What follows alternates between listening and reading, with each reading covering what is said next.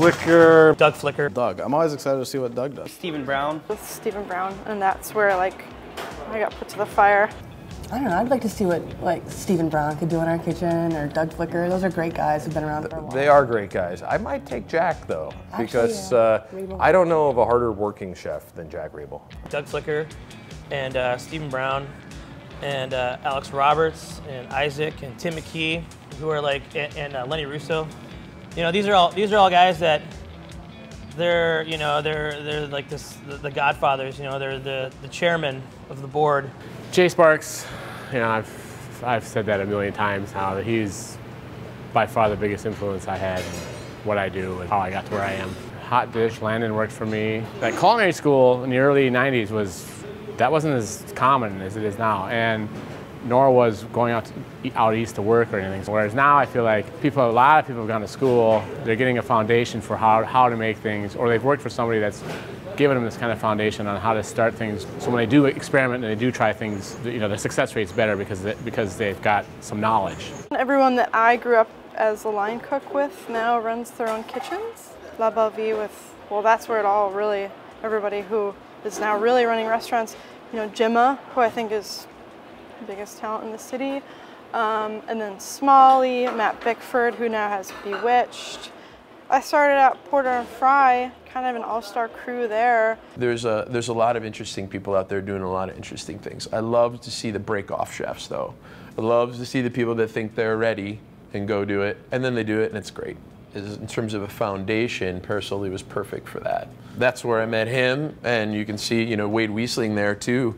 Who was there when we got there. Yeah, I would probably call, you know, Wade one of the most guiding influences with food in my career. You know, there's a guy in Midtown Global Market, Thomas Kim, and he's another one. It's nice to see transplants come in here and taking chances on spaces that aren't easy.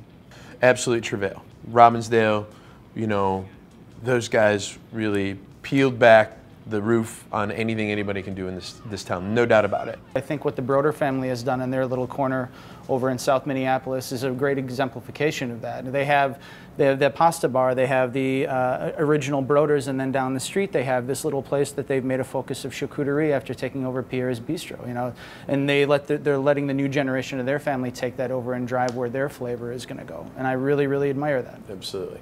Just come to mind right now, Tyler Shipton was amazing when he was at Porter and Fry. I mean, really proud of him. Doug Flicker, Michael Brown, Eric Anderson. One of the things was that I wanted to be creative. And so we tried to foster kitchens when I worked at Ariga, when I worked at other places where people have an influence and an input. And I think it's interesting now because I read a little bit about like at Noma, where they have these chef challenges and anybody, even the dishwasher, can put up a plate. In the past, it was more sort of the pontificating from upon high. I've gone to the mountain and gotten the tablets, and this is the recipe, right? And you would make it exactly like this over and over again, or else I'll kill you. Now there's a little more irreverence, I guess, is what I would say. I don't know if it's the illusion that everybody leaves here is ready to be a sous chef or something somewhere. We train them as best as we can. Just about everybody that's left the kitchen has gone on to be sous chef. Tyke Nelson, he's at Chino right now. Matt Bickford at Ice House, you know, Eric Sather, A-Rod, Danny Del Prado, actually. Two of Isaac's 3 chefs came from here. Doug, I'm always excited to see what Doug does. Isaac and Jay, I guess, are two big ones. You know, I worked with Jay Sparks at Campiello, and actually Isaac too at Campiello. I worked with Isaac. Like, I always have the motto, like, what would Alex Roberts do?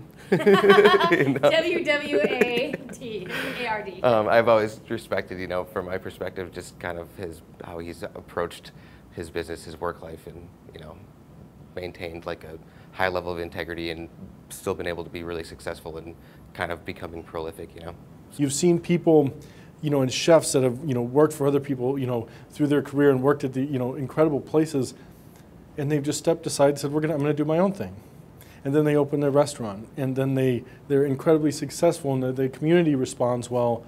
And then you see them now expanding. And the number of expansions around, you know, are just absolutely incredible. And the people doing it are so exciting.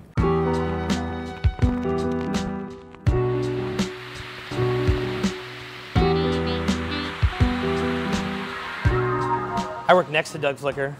like on the grill station. Really? I didn't even know who he was for like first 6 months. I was like, yeah, there's this cool guy named Doug and cook the shit out of some food, you know?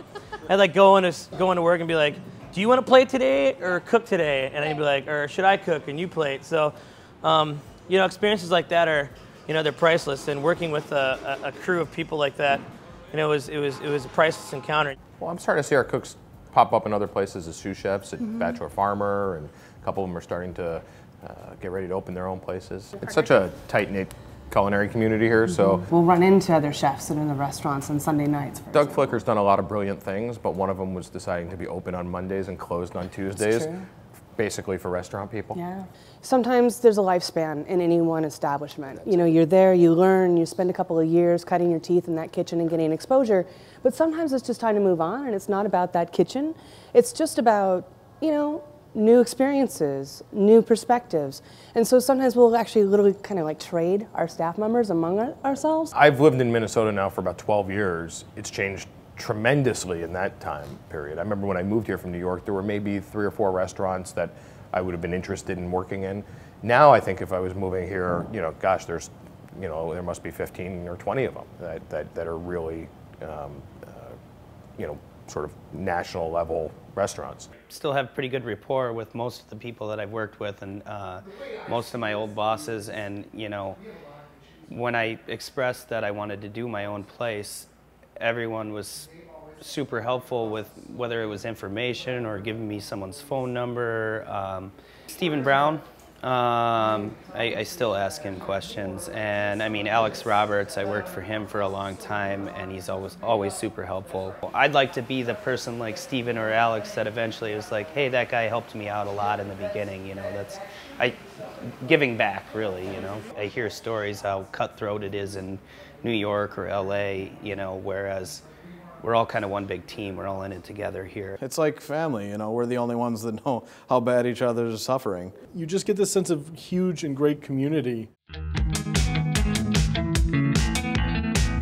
The restaurant community in Minneapolis is starting to like, you know, take these steps towards like collaboration, yeah, and everybody that's collaborating together, they all have like this kind of like-minded idea of like, well, what would be the best experience? What would be the most fun experience? Or what can actually kind of stretch our horizon? Taking your cooks and meshing with other people's cooks and 2 different programs coming together, you know, it produces different products. And people are going to see different products. They're going to get a different experience. Well, let's collaborate. Let's build on each other's ideas, and it's brilliant. I never thought it could really be possible in this industry. Instead of this scraping and climbing to the top, like I can do, you know, be more elaborate and be more opulent and be more. People are just starting to stop and speak from their heart about food, about cuisine, about what's important about them, and actually communicate to people about, you know, what does this food really say and mean to me, and then what does that mean within the community, you know.